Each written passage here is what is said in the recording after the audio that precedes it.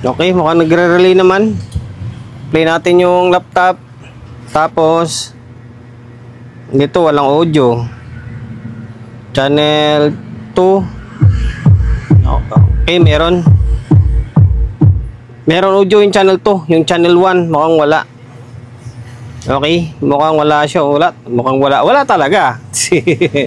wala. Yung channel 2 lang yung meron.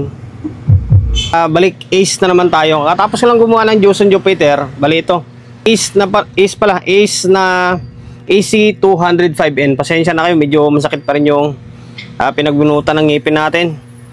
Baka isipin nyo ito yung ginawa natin last vlog natin. Hindi ito. Yan oh, hindi pa nga nakuha oh. Okay, iba naman ito. Taga bandang Makati naman may-ari nito eh. Hindi pa nabuksan siya. Issue na nakalimutan ko na yung combo namin ni Bossing. Although tinisting ko na, nilagyan ko na ng speaker. Okay, may nakakabit na siya oh. Natin. Nakakabit na, naka-stereo. Tapos natin.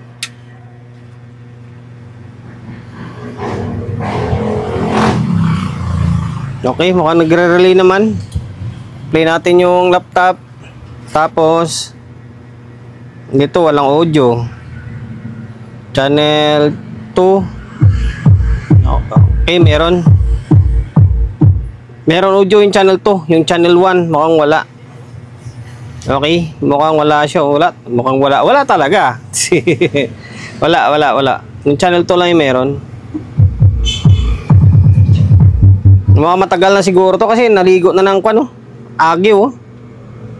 Okay, ngayon tanggalin ko muna yung takip and then para masilip natin. Pasensya na kayo guys, bali assorted na yung gawa natin ngayon. Tinanggal na natin yung takip nya, then medyo marami. Matagal na rin siguro to. Naligo na nalikabok eh. Ngayon kung natin play ko yung laptop, wala talaga siya eh. Yun, gumana.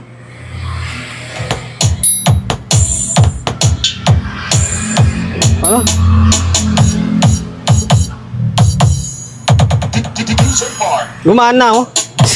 Ayun, nawala. Ba't ganun? Parang control.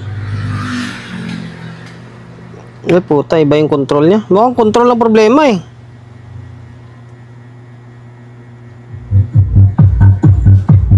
Channel 2 meron.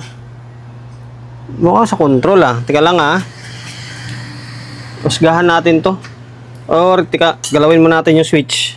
Galawin ko muna yung switch dito sa likod. Kasi may switch to eh. Tika lang may switch ba yan? Wala. Wala pala to. Wala palang bridge mode to eh. Akala ko meron. Wala pala to. Nakarekta pala to. Ngayon wala, ayaw.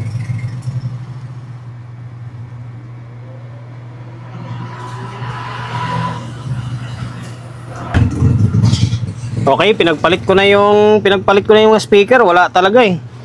And then ito siya dito nga naging mid-high ng tunog oh. And then pansinin nyo, yung volume na sign hindi nagbabago, di ba? Dapat pag pinihit mo to, sasabay dapat yung sulat diyan. Papansin nyo, wala, ayaw oh. Diba, pinipihit ko, hindi siya sumasabay. Pansinin mo yung channel to, pipitin natin to. Ba, nagbabago oh.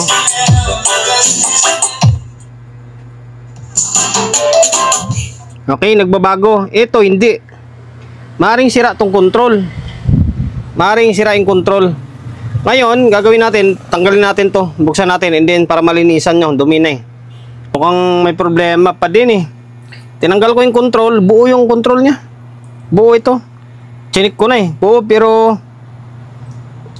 bakit walang audio? Ito. Di kaya ito to. Mukhang inamag oh.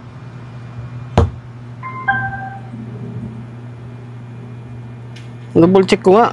Ang pinaka problema nito ay dito sa may module nya. Dito. Yan ang masakit ngayon. Ito ang masakit ngayon. Kasi dito dumaan eh. May time na gumagana, may time na wala. Parang may sunog dito. To. Yan, ito. Hindi ko alam kung nangitim lang yan o ano. Ito yun eh. Itong balyo na to. Okay. Sino may kapasitor oh? Ano kaya pwede natin gawin nito? Try ko nga to, kuskusin. Baka try natin brasin to. Kung madadala sa brush. Try ko lang ha. Pag hindi ito, ang mangyari nito, hindi nagagana yung module niya. Ay, uwang ko lang kung magagawa ng paraan to. Nagagana yung base and then treble niya. Siguro, basta gawan ko ng paraan. Nasa module, dito galing ang problema. Dito sa system na to. Or nasa, ano tawag dito, sa may CPU niya. Try kong kuskusin, brushin natin. Bali ito, binrush ko na ng steel brush eh. Ito binanat natin oh. Pino na steel brush oh. Para matanggal yung dumi sa may IC. Pati sa may kapasitor. Ngayon, wala talaga oh. Pero may time na gumagana siya kasi walang control.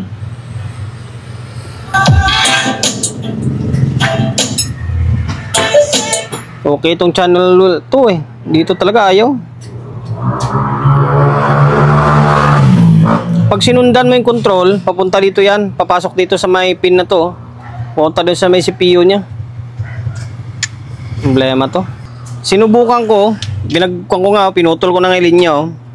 Yung linya ng left and then right, pinagpalit ko. Baka mamaya sabi ko sa input lang. Wala talaga, ayaw. Same din dito. Ginawa natin yung pula puti, pinagbaliktad natin. Ngayon, buo yung amplifier kasi gumana yung kabilang side eh. Ibig sabihin, dito talaga problema. Sa system talaga.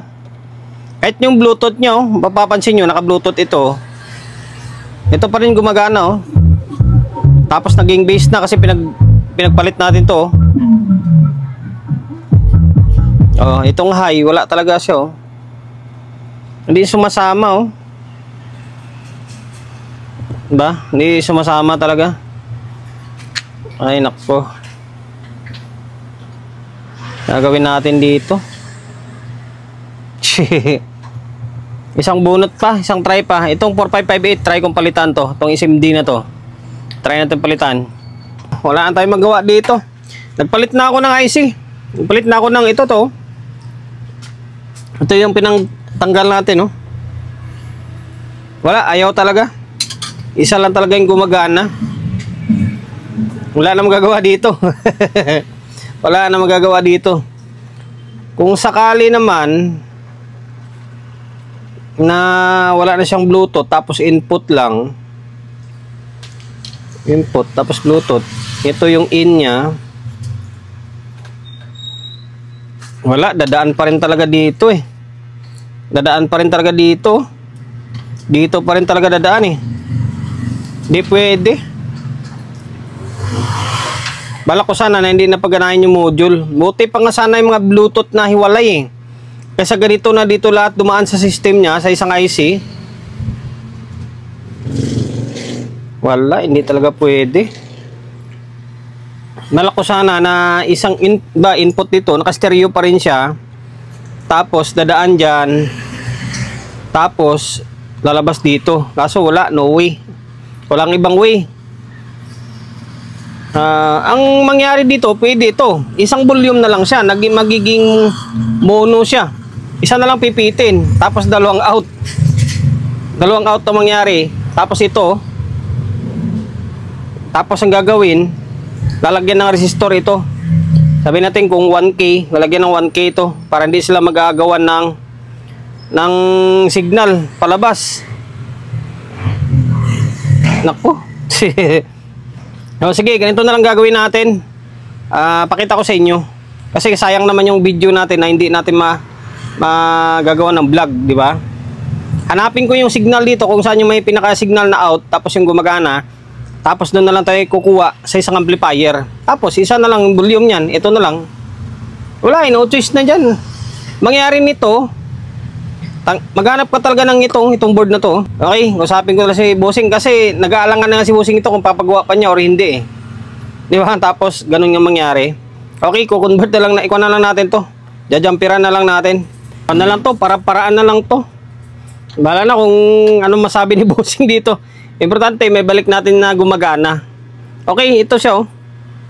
Ito yung side na gumagana, ito to. Itong side na to. Sa ano ba 'yan? Kulay right niya. Pula. Yun yung may out, yung dito wala. Okay?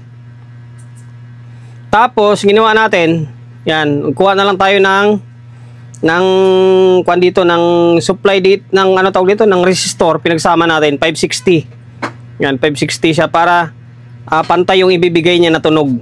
'Di ba? Pantay yung tunog. Hindi sila mag-aagawan kumbaga. Kung 560 diyan, 560 lang ilalabas niya. Kung 560 sa may kabila, same lang din. Ang problema lang diyan, magiging mono na lang. Ang labas nito parang sa may 5 uto, isang volume na napipitin mo. Ito na lang oh. Wala eh, kaysa hindi mo magamit to. Di ba? Sayang naman. Ganun talaga. Ito yung disadvantage ng ganito klaseng unit. Okay? Ngayon, no, balik natin to. Or, testing pala muna natin. Paganahin muna natin bago. Okay, teka lang ha. On ko muna. Yan, yung pakita ko sa inyo yung diskarte ha. Yan ha. 560 ohms yan. Tapos pinag-iwalay natin. Ngayon, naka-ano to? Naka-ano ito? Input. Okay, auxiliary.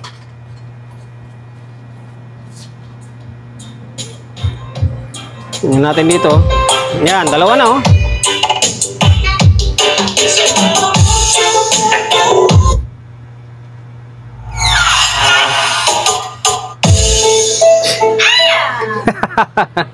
Wala na, okay na yan, di ba? Kaysa hindi na magagamit yan. Ang dating niya talaga is parang 5 uto na lang na, yun na, nakasama na. Ang kiniba naman ng 5 uto ay may wirong balance. Ito kasi walang balance to eh. Yung balance niya, parang dito nakakabit pa rin sa may ano, sa may pinaka-module niya. Channel 1, channel 2 kasi ito, or left channel, right channel. Although yung control, buo yan. Pinag-short pa nga natin, ayaw talaga eh. Wala na eh. Ano lang talaga gagawin ito. Sayang, ganda pa naman sana ang tunog. Okay, balik natin yung board para matakpan na natin to. Okay, bali, eto na. Naibalik na natin yung front panel niya. Wala tayong magawa dyan. Ito siya oh. Okay. So natin ulit. Bahala ka dyan. Mangyari, ito na lang talaga yung volume. Channel 2 na lang yung gagana dito. Wala eh. Kaysa masayang isang channel. Ano siya oh.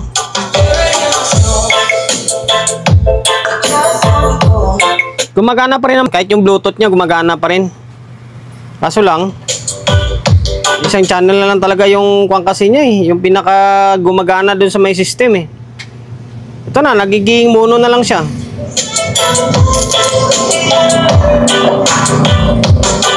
Okay, hanggang dito na lang.